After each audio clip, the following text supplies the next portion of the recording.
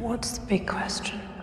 What if everything you know to be true was just one big lie? And I'd like to start saying that I watched season 1 and I liked it very much, but season 2 was a different beast. I just loved it. And each episode gives us a new clues and ideas and the size of this world and how deep it is. Did you feel the same way? The season 2 was a different season for season 1 for you guys as well? Absolutely. What I love about the way they've constructed it and the way they write it is that what you think is true at the beginning of season 1, there's a whole bunch of questions whether that's true or not by the end of season 1. And season 2 takes us on another journey where the layers of reality and truth keep getting peeled away, so that by the end of season 2, you're like, what the hell is the truth? Yeah. You know, and there's in the final episode, it's like, what? Where are we? You know? Yes, I mean, season 1 had to make a lot of exposition, a lot of, and it wasn't heavy-handed the way it was done. I'm not suggesting that, but there was a lot of, for the audience, you know, placing us where we were and what had happened before and who was who and what the rules of the silo were and what going out meant, and all of those things had to be established in season 1.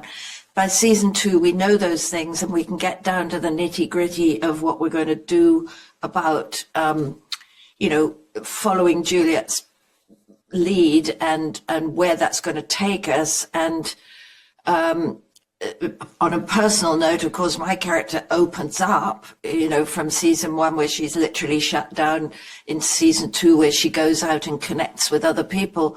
So it has a very different, it has a simpler trajectory, it seems, although it's never simple, as we know, because we have another silo to look at. But within our silo, the story is simpler in a funny way than it was in season 1, where there was quite a lot of broken up positions people had to kind of establish. I mean, it's quite different for us because we kind of deep dive into Shirley and Knox's thought process and actions, and we see the more kind of intimate moments with them where you go into their more vulnerable side, which we might not have seen before, but also these expanded, larger driving forces where they are raging up the silo. So it's a huge journey and a real joy for us to dive into that. Yeah, I feel sort of like a super fan of my own the show that I'm on. I loved season 1. What I think season 2 has, it just comes out of the gate going. The world has been set, the world has been created, and now we get a real chance to take these characters on a ride. And I think Graham and the writers have just, I mean, it's packed. Each episode has so much going on. So I mean, we just were kind of looking at each other while we were filming and just being like, can you believe we get to do this? We knew it was a gift, you know. Well, I love the show. I loved the first season, but when I watched season 2, I was just amazed because it went to so many different places. The first season had some parallels with Fallout. You got a year ahead of that, but the second season is a completely different beast.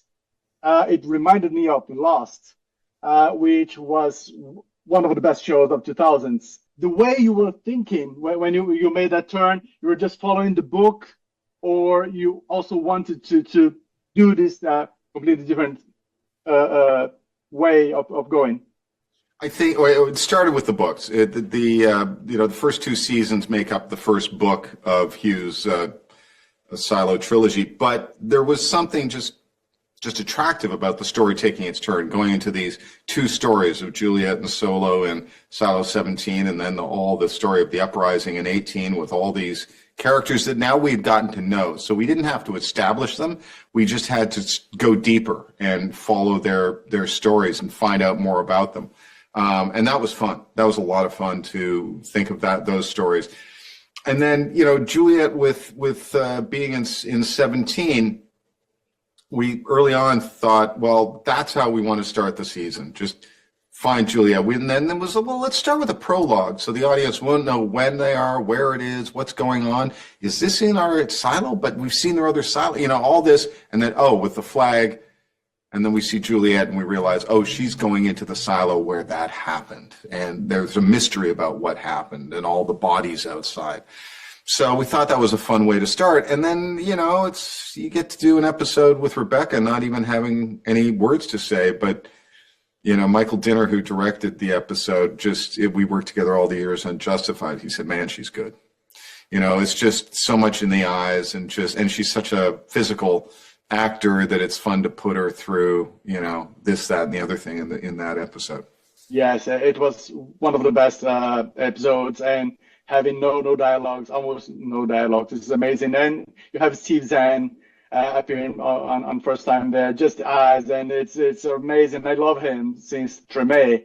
So how was the casting, and how was to work with him? Oh, it's just amazing to work with him. Rebecca and I got on a Zoom with him when we decided to go for him, and we just all hit it off. And then they got together on set, and I'm so sorry Rebecca's not feeling well today to do interviews, but she and Steve just hit it off, and they had a good run together. And it was weird for Rebecca in this season because she wasn't with all the cast that she already knew, all her friends, that she left behind in Silo 18. She would show up on occasion when she wasn't working just to say hi and just watch the filming. We ended up doing the Silo 17 stuff at the end of the schedule for production reasons. And then she got to spend this, nice long stretch with Zahn, and they had a good time. Juliet is not around Silo 18 anymore. How present was Rebecca on set, or did you shoot in completely different schedules and locations? She was very present, but she wasn't always there because we did have a different schedule. But her presence was always there, and she's very, very supportive. So she was around all the time, but we didn't get to always work with her. But she set the bar so high in season 1, and she's such an incredible force of nature as a person that she was around a lot. So I think we felt really supported by her. Yeah, absolutely. Yeah. And but they did shoot on a totally different timeline. We had the writer's strike in between too, so it was all separate.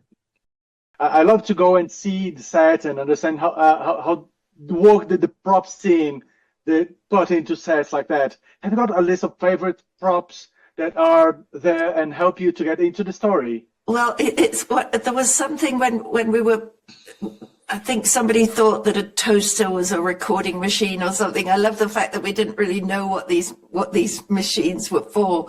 And there must have been a time before when we were figuring out what these things were. And I love the fact that I was making things up as I went along, according to how long the scene was or how engaged I should be with the machine. And I enjoyed the camera that I have to dismantle in season 1 and sort of understand how the camera works and all those sort of practicalities of discovering how things work.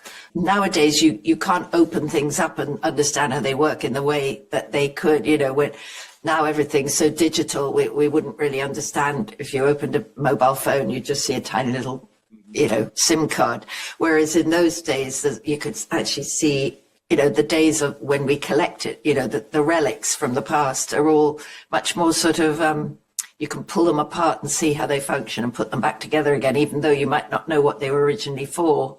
And I love that. I don't think I had an object, but I did love just the whole set, as you were saying, all the scenic artists and the props and everything. It was just beautifully realised. And I remember realising that I could come onto the set a different way or leave the set a different way, which meant I could go down that corridor and see another little bit of it. And it's really exciting to go, oh, look at that. There's like a sort of a street inside with a little balcony up there and a little coffee shop there, all within that world of the silo. Yeah, it's absolutely amazing, the set. And I love the way, like humans do, the people had sort of decorated the walls with graffiti or or sort of individualized what is actually sort of a very standard repeated block pattern, like a modern housing estate or something, but they put different things on their balcony or were growing plants, or, you know, and that seems just so, it always touches me that when people make something individual and pretty and lovable about a pretty brutal environment. It's just making me think of before lots of our scenes, we would get handed our backpacks, and they become our kind of our life source throughout the whole of it. It's like it's got all of our tools in, which are obviously so important to Shirley and Knox, growing up in the Down Deep and leading this rebellion and things they might need along the way to survive. You know, the stakes of that, and just kind of even the act of just having that on you and how important and motivating that felt. Yeah, one of my favorite, probably my favorite little room. Part of what I love about Silo is that there's little nooks and crannies, and you kind of open a door, and you know, the porter room I just found very fascinating. And I think my favorite, oh, that might be a spoiler alert. Excellent. But I love Walker's workshop. For some reason, Walker's workshop, it feels both cozy and also expansive enough where you don't feel claustrophobic. It's a pretty special place, and a lot of the scenes there are about teamwork and of course, you know, when you're there, you also probably means you're getting to work with Harriet, so that's always a super bonus. And how far on the story is your knowledge of the series? How much have they given you, and how much of the books do you know? Well, they told us to be careful of the books. Yeah. Because they wanted the creative liberty to be able to shift and change things a little bit. So we kind of know what happens in a season. Yeah. And we kind of know what might happen if we do another season. So you have a basis, but then within that base, there's all this deviation that happens that's creative, and you can, you know, lead it in a different direction. It's a lot of fun. Well, we've read all the books, and we know some things. We do. We know some things, but we still don't know. And we're still nervous we're going to be killed off or whatever. You know, you never know. You're like, Graham. So we know a good bit, but we don't know everything. We're just as excited. I mean, every time we get to read the new seasons, I think it's like a real treat. So special. And you've got 3 books, and season 1 is like half of it. And I've heard there's a plan to make Silo a 4-season series. As Juliet and everyone on Silo's 18, I want to know the truth.